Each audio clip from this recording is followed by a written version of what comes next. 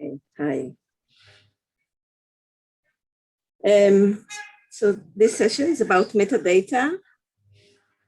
Sometimes it is called a note to the future. So it is the task of making the implicit explicit, and I mean giving an explicit expression to the context in which data or text were generated or written. And this is a very important task in the DH. However, most texts were written almost assuming that the present context is a stable assumption. And I think it will be most interesting to hear now the efforts of Elli, Fischer, and Moshe Schorr to rediscover metadata in Jewish Responsa texts.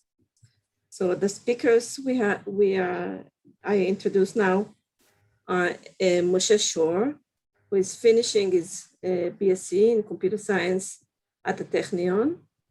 He is the co-founder of Amapa, and his research focuses on how we can discover new things about rabbinics from larger datasets. Elli Fischer is an independent writer, translator, and editor. He is editor of Rabbi Eliezer Melamed's Pninei Halacha series in English and a co-founder of Amapa, a project that applies quantitative analysis of rabbinic literature. He is a founding editor of Lehrhaus, a web magazine of contemporary Jewish thought, and his writing had appeared in numerous Jewish publications. He holds degrees from Yeshiva University, rabbinical ordination from Israel's Chief Rabbinate, and is working towards a doctorate in Jewish history at Tel Aviv University. So they will present now, and then the responder will be Dr. Tamara Morsel-Eisenberg, which I will introduce later. Okay, thank you. I'm going to give a very brief intro into our project because what we're going to talk about today is sort of like the next stage of research in our project. We started our project a few years ago, sort of on our own, like a garage band type deal, where we were thinking about mapping, right, scraping and mapping the metadata that appears in Sheilot Utshuvot. And by metadata, we mean names, dates, and places to which where the responsa were sent, to whom they were sent, and when they were sent, and to see if it would be possible to trace different aspects of sort of the creation of spheres of influence and essentially how rabbinic authority is constructed out of the insights that we would glean from that sort of analysis.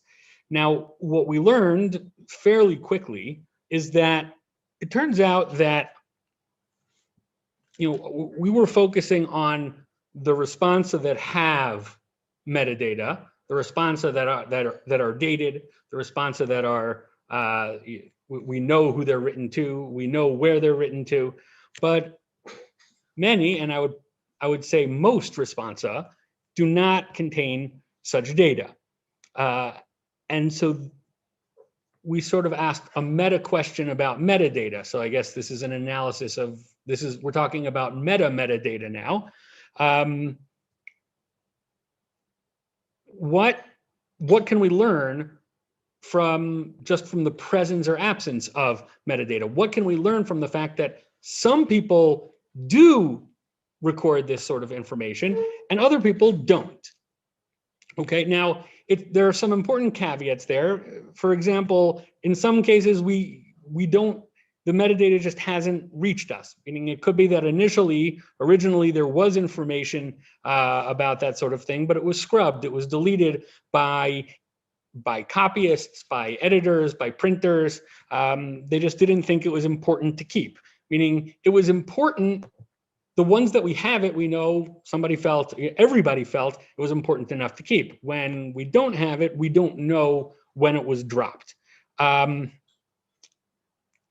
the process by which a unit of correspondence, a letter, becomes a unit in a book of responsa is a long and sometimes very complicated process, and we'll see a little bit of that in a couple of minutes.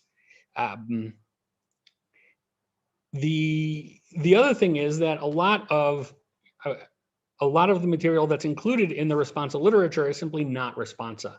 When we talk about Responsa, we talk about somebody, pretty much always a rabbi, gets a question and the rabbi writes an answer to it. There are all kinds of things that are in Responsa literature that are not actually Responsa. So you have homiletics, you have homiletic sermons, you have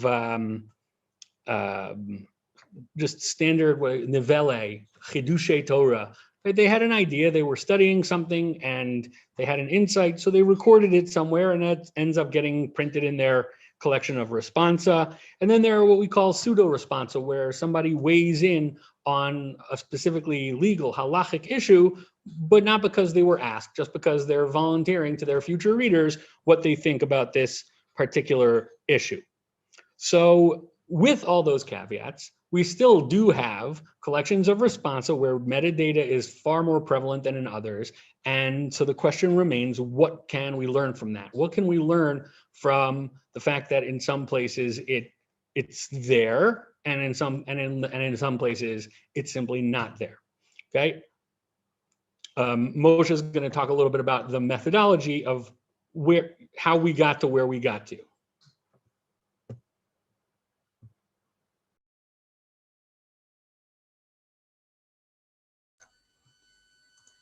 Yeah. So the first thing we do is we take a look at our data in the wild. So our data in the wild has metadata fields. We record, it has places, it often has dates, people, and places of the people that I mentioned there. And we've developed over the course of our project a series of algorithms to detect them and scrape them effectively. It's not a perfect tool, but it works fairly well, and we can reliably, especially in the areas that we focus on, get the fields that we're looking for. So we'll be looking at time, place, the addressee, and the place of the addressee. Typically, we don't focus on the place of the writer. It's usually pretty easy to corroborate from somewhere else. The stuff we ran here, we mostly ran on various data corresponding with the Bar-Ilan Responsa project or Sefaria. The search algorithm does need to be refined for less formulaic writing, but I would add the formulaicness that we see developing in rabbinic literature is part of the phenomenon we're trying to measure. It's not foreign to it. The same way, if you were studying writing habits over COVID, then the emergence of formulaic construction, such as I hope this email finds you well in these trying times, is not going to be just a data bug, but it's also going to be part of the process itself that you're trying to study. So it is somewhat hard for us to say, because at the same time we are getting better results as it becomes more formulaic, and therefore we can see a little bit of a skew, but that process is also part of what we're measuring. And that can be a tricky relationship to tease out later. Our hypothesis here is that using displaying metadata in Responsa is a deliberate practice. And this practice, like other practices in the rabbinic literature, such as usage of specific books or stylistic methods, has practitioners that break down by time, break down by place, and there are going to be times and places where it is more popular and time and places where it is less popular. And so, next slide. So we then see So the next thing we need to talk about is how can we prove that this is something that is being done deliberately? So there's several things we can do. One of them is we have an idea that we called a copied split. So I have a responsum. This responsum has, a header. Same way I have an email. At the beginning, there's the addressee line, and then there's multiple chunks in the question. Now, for later reasons relating to publication, typically we are going to want to split this up to make sure that each answer belongs in the place where it would belong topically, typically, but occasionally chunked for other more complex reasons. And then one of the things that lets us say, no, this isn't just a feature in the writing, this isn't just an artifact of copying the writing, is if the header propagates when it's copied. If we see that header being copied, along the right to both of the, to each question, to each chunk as it appears, and then we are no longer talking about a straight copy paste of this chunk, but rather a rearrangement that is less about the purely authentic appearance of this text and more about maybe like a generalized authenticity of this responsum. So we're going to look at a couple of examples now. The first example that we have is from mid 20th century, a responsum of two responsa of Rabbi Moshe Feinstein. Now, the addressee of this responsum is Meir Kahana. That is the Meir Kahana who, this is dated to 1958. This was before he became a terrorist. So we can, Rav Moshe Feinstein, he did correspond on this occasion with Rav Moshe Feinstein, and there's really not a lot that we can that can be done about that. The questions that he asked were really very typical questions for a pulpit rabbi. One had to do with Birkat Kohanim, and the other one had to do with a bat mitzvah celebration. Now, if you look at the headers of the two responsa, in the first one, he has Ma'alat Kvod Yedidi, Moreno Rav, Meir Kahana Shlita, right? So Ma'alat Kvod, these are typical honorifics. And he calls him my friend. And this was published in 1963. In 1979, you have another one. He takes out the word Yedidi, and he says, you have a further piece of metadata. You also say that he's the rabbi. You see that he's the rabbi in Howard Beach, New York. But the interesting thing is, I would say even the really surprising thing is that they're dated to the same date. These two responsa, and I put responsa in quotes, were written on the same date. What this tells us is that these were not two responsa initially. These were one responsa. They were written at one time in one letter. At one of them, Rabbi Feinstein opted to publish right away. He thought it was important to include it in his first volumes of responsa.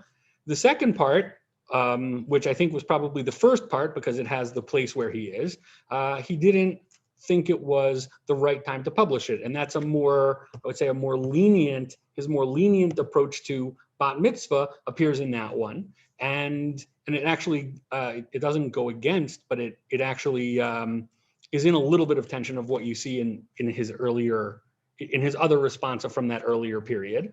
And so he published it only later on in 1979. So you have an intentionality of, you see that he's intentionally dividing the responsum into two, but at the same time, he's also copying, at least in a very shorthand way, the metadata that appeared in the original letter on both halves of the responsum.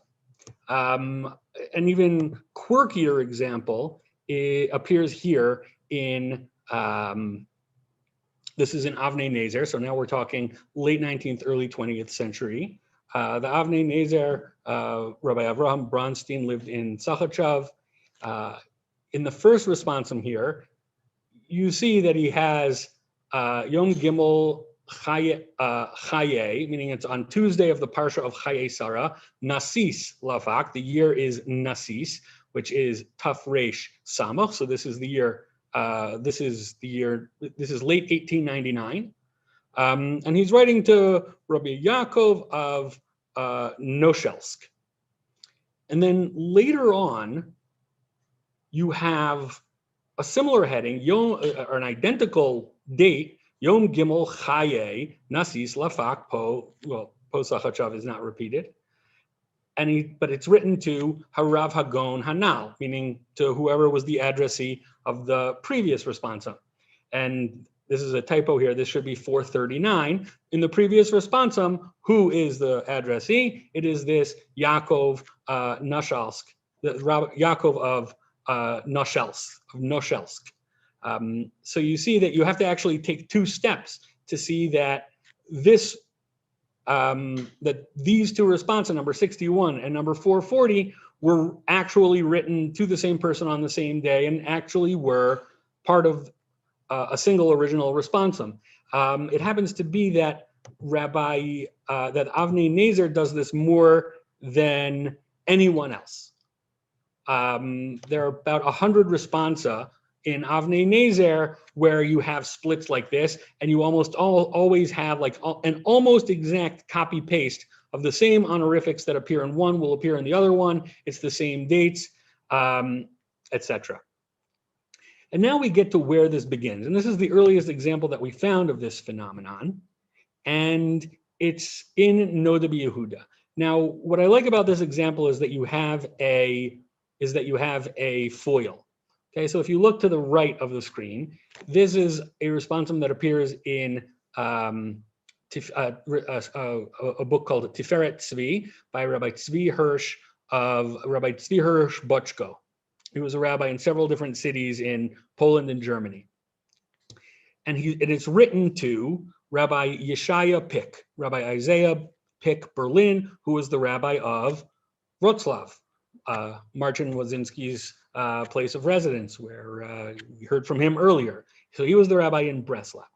And you see how the responsum is structured. So first there's the, yes, I received your letter, etc. And all the parts that are highlighted are the beginning of a different topic. You asked me about this, here's my answer. You asked me about this, here's my answer. And on and on. And this is just the first page, and it goes on for another couple of pages. There are 10 or 15 different questions, and this is published in the mid-1700s. If you go to the Noda B'Yehuda, you have two responsa to the exact same person, meaning you have Tshuva le Yeshaya Av Beit Din Dekila Kedosha Breslau.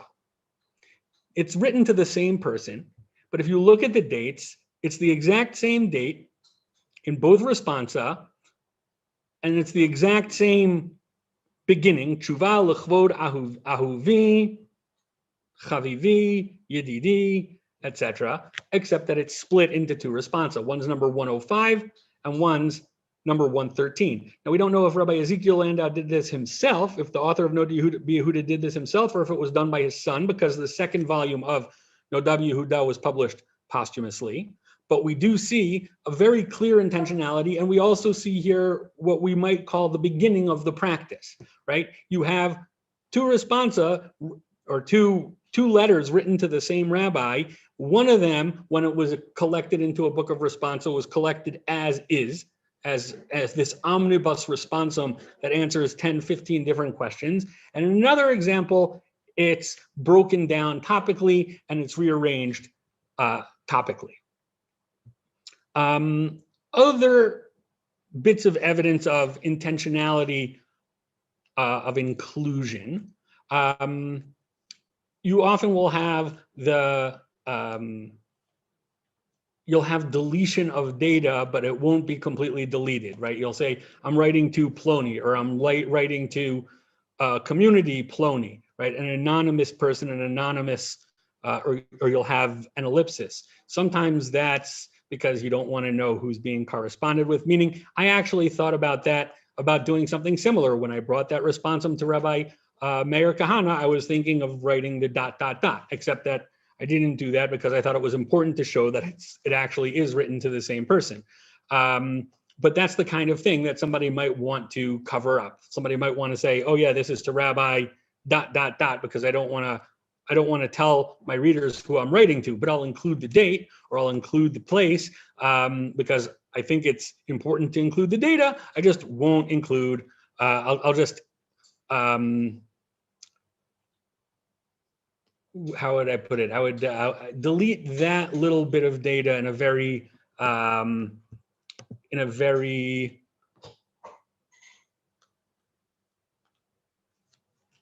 obvious way. Another example, and this you have it, Levushe Mordechai, passed away in 1930, the 20th century Hungarian posek. He does this all the time, where he updates the resume of his respondents. So this is in his very first Responsa. He's writing it to this Rabbi Yoshia Buxbaum, and it says Be'uyhe, right? Sator al Uyhe in Hungary. And then he adds V'cha'et, but now Avdekak Meggendorf, right? Now he is the rabbi of Meggendorf. And a third thing that we've seen is that a lot of times rabbis exchanged letters in rabbinic journals, like Shomer Tzion HaNe'eman and all kinds of other rabbinic journals.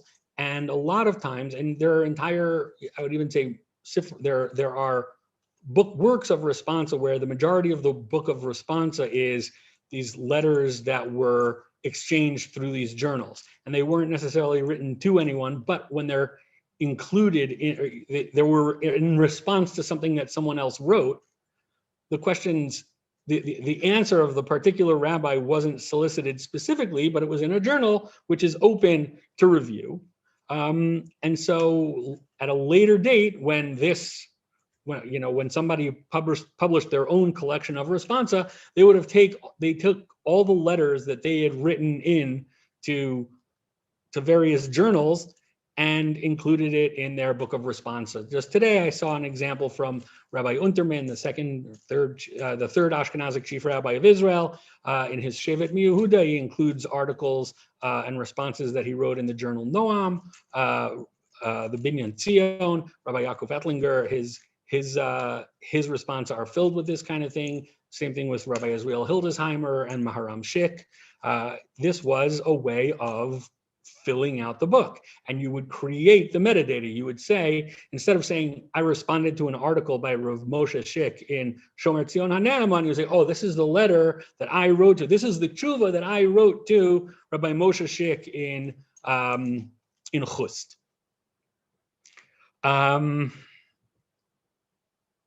And finally, we get to what we call intentionality of purpose.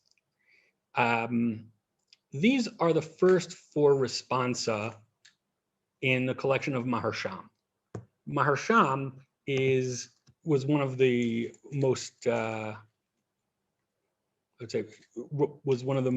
prolific Responsa writers of the late 19th and early 20th centuries.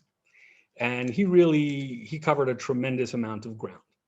He wrote to over 500 different communities, and it's astounding. His work, his collection of Responsa is astounding. And they weren't published in his lifetime, they were published posthumously. But here, if you look at the first four, these are the first four Responsa that appear in the first volume of Maharsham. The first one is written to the city of Mir in Lithuania, and it's written to a very well-known personage, Rabbi Eliyahu David Rabinowitz Ta'omim. He was later the father-in-law of Rav Kook. He was known as the Aderet. The next one, he writes to someone in Rovna in Russia, and then to someone to Kremnitz in Russia.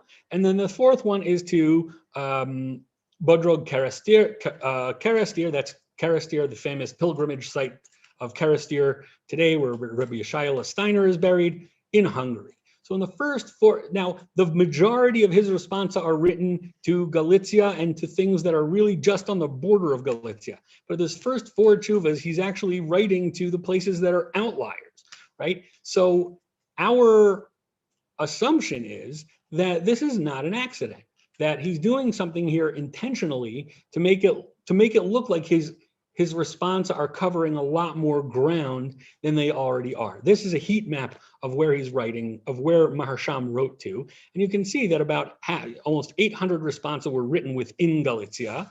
Mir is all the way up here in the area around Minsk. Karastir is here in northeastern, what's today northeastern Hungary. And Rovna and Rovna is to the north, meaning it's in the area to the north of Galicia. And you see that Maharsham did not write a large number of responsa to that area. Elli, you have 2 more minutes. Okay, so let's. The other example of this is in Nota B'Yehuda, where Nota B'Yehuda also the first 3 responsa of Nota B'Yehuda are written to extreme geographic outliers. One to Bonn, one to Hamburg, and the third to Verona in Italy. And you can see this is a mapping of the first volume of Nota B'Yehuda, and you see just how much of the real geographic outliers these 3 responsa. Moshe, you want to talk a little bit more about the Nota B'Yehuda and the last and what we and get to the findings? So the Nota B'Yehuda comes up for us in addition to just being an exemplar of fairly meticulous collection of metadata. He's also an important figure for us in that we suspect he's one of the key figures in recreating the genre. Now we should note that metadata as a widespread practice was very prevalent in the works of the Spanish Rishonim, specifically the Rashba and his intellectual descendants, although it then dies out with the end of that lineage and we don't see any continued adherence to the practice. And then it starts to reoccur in Ashkenaz in the 17th and 18th century progressively. And then in Nota B'Yehuda, we see it curated to a degree we don't see it curated before. Now, here's a project of several books, and you can see I generally use death year rather than birth year because a rabbi's career is far more likely to be found in reference to the year of their death than the year of their birth. Typically, the years leading up to their death will be their most prolific.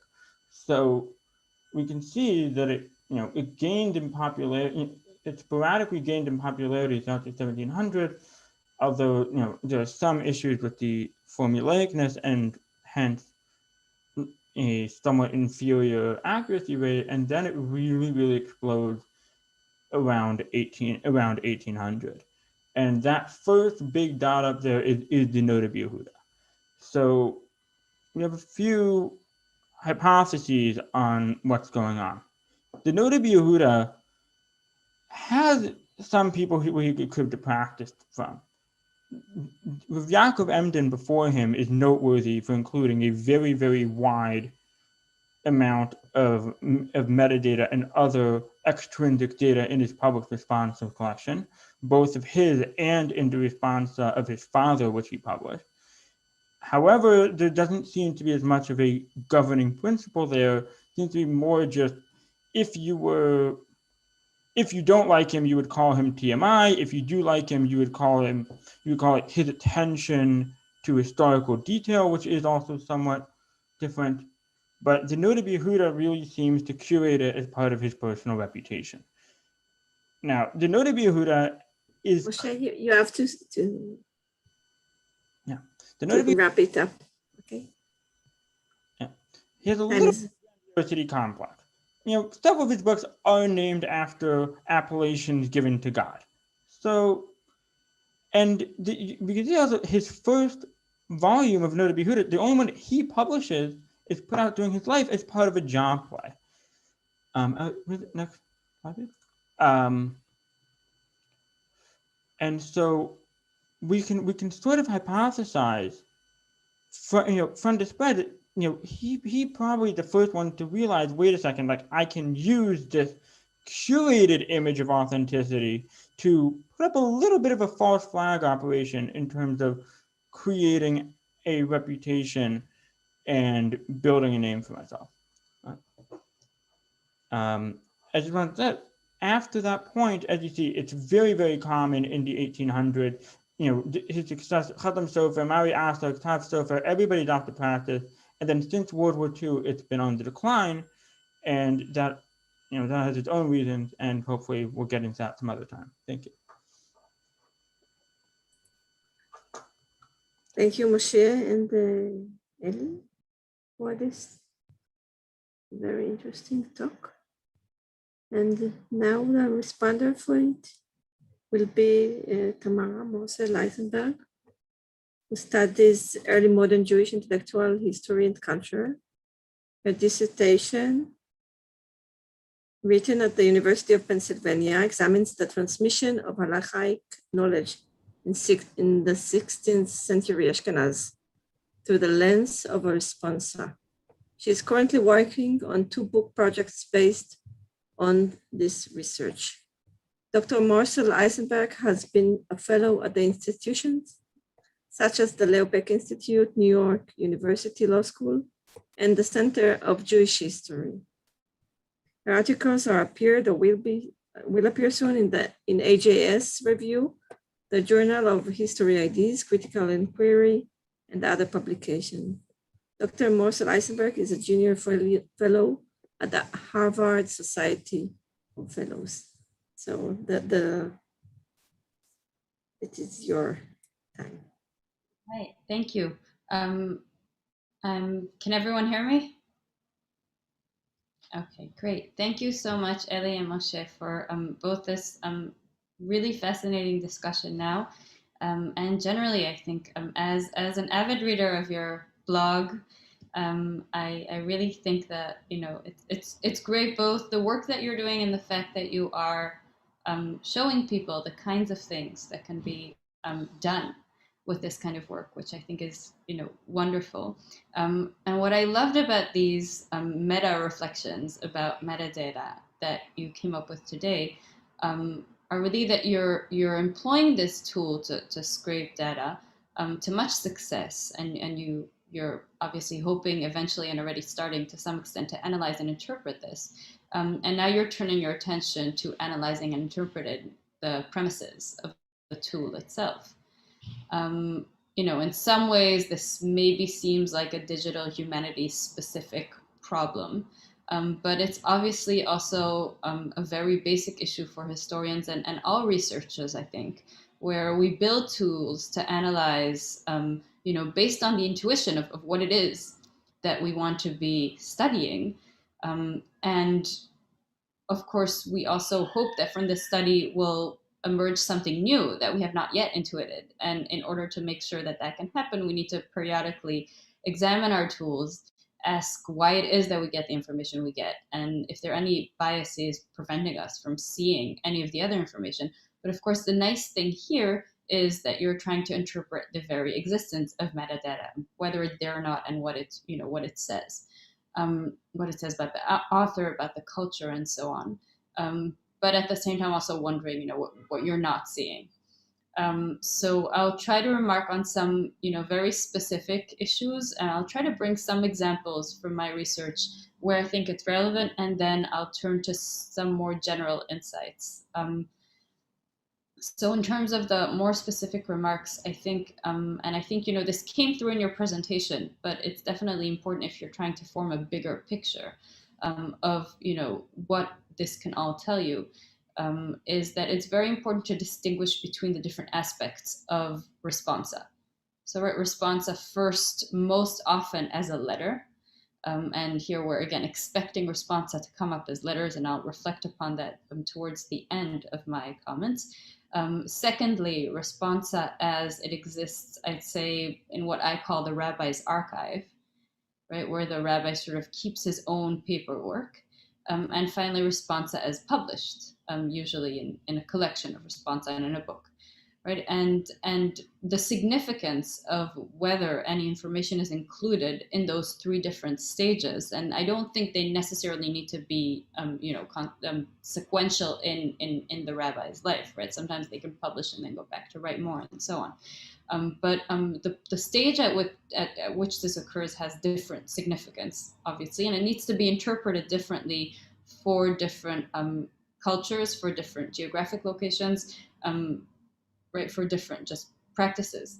Every rabbi can have slightly different practices of how and when they keep their responsa and how and when they publish it. So in the original letter, there's of course just the technical need to add the addressee. And I think there again, it's helpful to know even just very basic things about, for example, the practices of letter writing. And I don't mean just the social practices, right, which of course influence it, right? If I don't know, for some reason, the way we write emails or letters need to include, the date on top and then dear whatever, and then a space. And, they're going to be doing that same thing as well. But even not the social aspects, but the really technical ones. Was the addressee, was their name added? Often you have it added on the outside of a folded letter, just materially. Right, so then the practical need of saying who the letter is to is already on the outside for, whoever is bringing the letter, usually, let's say in the early modern period, a messenger, they can already see that. And then the internal address is more of the social aspect. So it helps to, again, have more context in that sense to know how to interpret it. Of course, as I already said, the social aspects in terms of addressing whoever it is, you need to add honorifics, you need to be really respectful, and so on. There's the need to add the date for proper communication. So in the early modern responsa, I look at in a responsive from Rabbi Moshe Salis, he actually tells the students specifically to make sure to keep copies of everything so that we can continue communicating. So if a student follows up, the rabbi will know what they're following up about, and they don't need to constantly repeat themselves. Right, so there's sort of that kind of practical need, but then of course you can go crazy and add melitza and add all kind of gematrian references to the date, just to show off how much you know, or for entertainment. So you have that aspect too. Now this is usually associated, I think, that layer, sort of the letter, right, being the first response and having maybe the most amount of such information.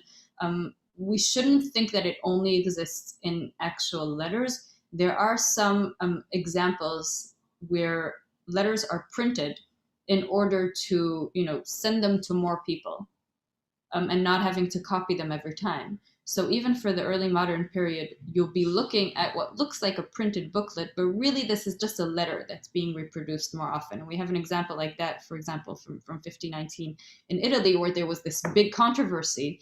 And instead of sending all the rabbis involved a handwritten copy of the letter, they just printed it. And the editor who printed this, who was also one of the rabbis involved in the controversy, says this specifically.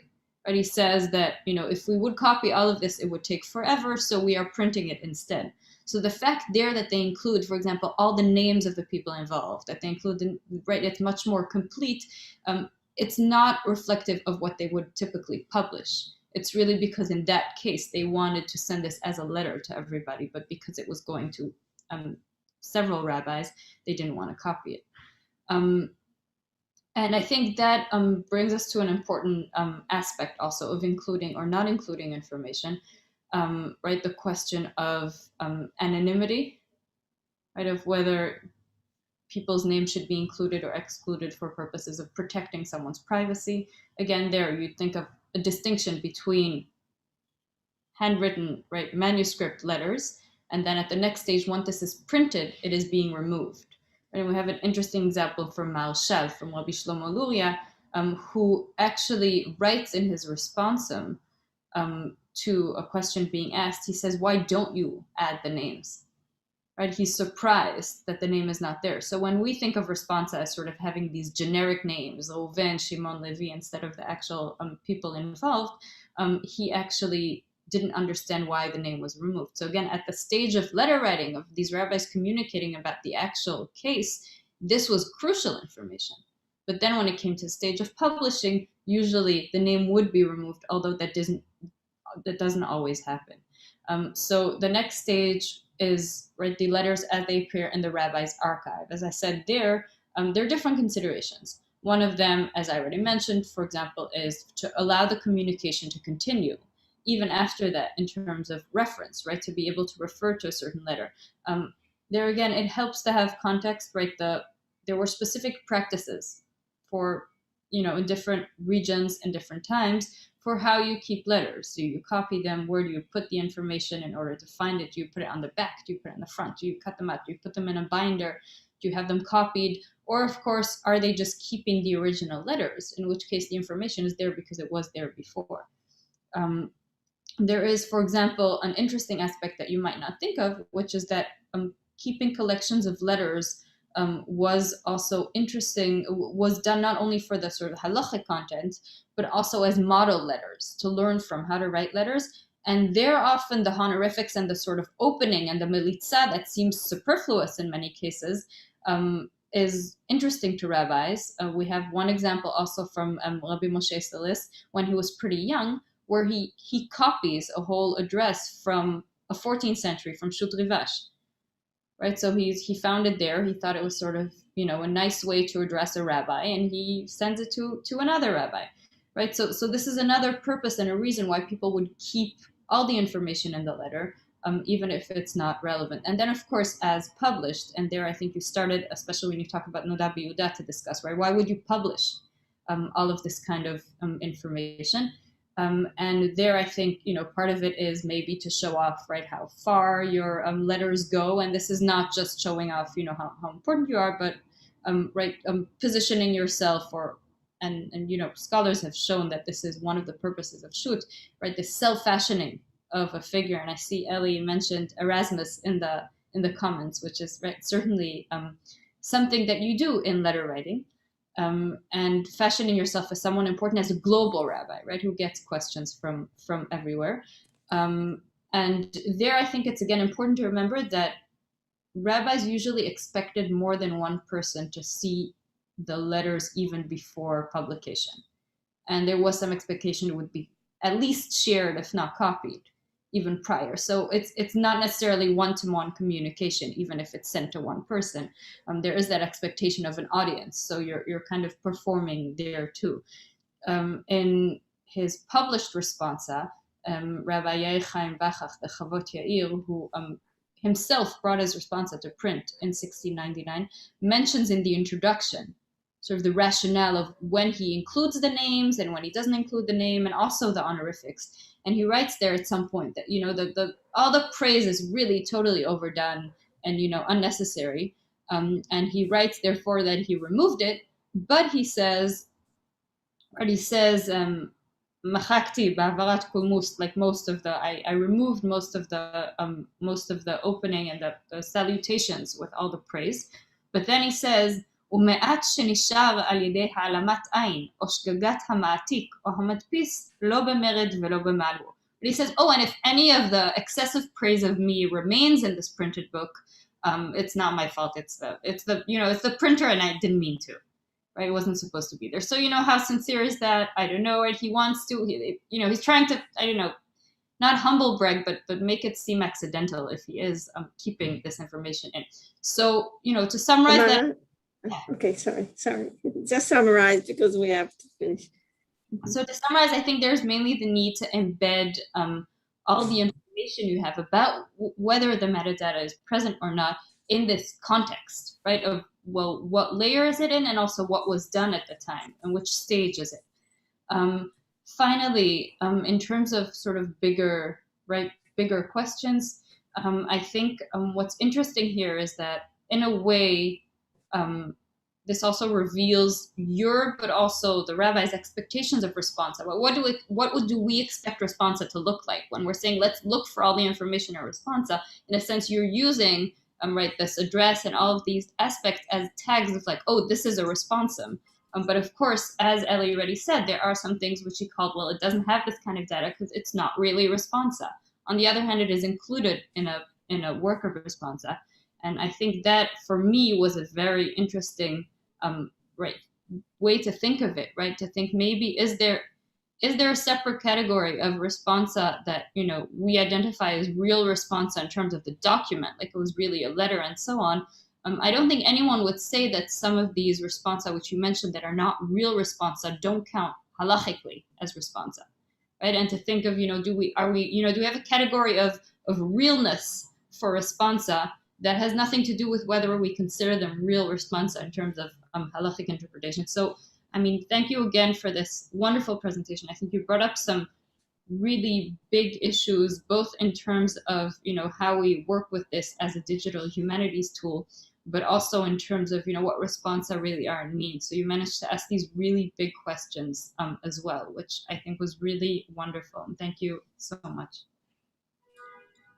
Thank you very much for your response. It was fascinating. And I think we don't have any road questions, so I allowed you to continue speaking. So if you want to discuss, I think it will be now between the two sessions. Yeah, I just wanted just to say before discussion, we are now in a break for 10 minutes. Everyone can discuss if they will. And in 2025, we will Israel time, which is I guess 1:25, 3:25 Eastern time, and 7:25 in Europe. We will gather for the last session of our day conference. Thank you very much, everyone. See you soon. Thank you. I just wanted to say, with respect to what Tamara said about whether a real responsum is worth more halakhically, well, for a lot of people, the answer would be yes. There's a very substantial school of view that views there being almost some sort of metaphysical advantage to a true question and answer, which I think Elli may have forgot. I think due to time, it may have gotten chopped off the why it being marked, but that proof of authenticity, you know, the proof of the authentic siyata d'shmaya that went into writing the tshuva is also presumably some part of the signaled value. Okay, I see I'm being asked about how we extract metadata. Generally speaking, we know that certain linguistic features are going to mark the appearance of metadata in a moment. So we can, you know, there are a whole lot of linguistic features that are used for indicating honorifics relating to places. Like, you know, I'm based in the Kahal Kadosh, and then the next word is going to be a place. Or, Ivid, Gaivid, Avdakak, the, modes, Dian, whatever. There's a very long list of honorifics there. I keep that on my computer, and that's the basis for that. For dates, generally speaking, we try to know about the date we're looking for, and then we look for lifak, which is a marker, lifak katan, this is a marker that this thing was a date, or we just do a brute force and just try to find a date in there, knowing in advance what the dates are going to be. And then for names, basically they're honorifics that come before name.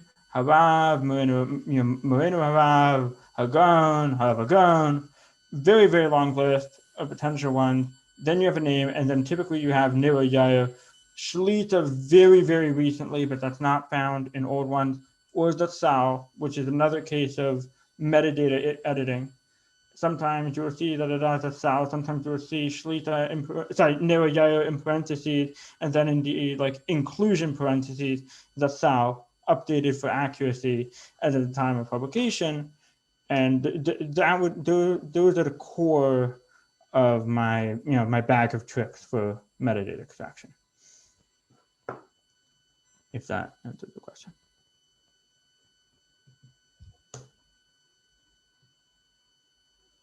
All right.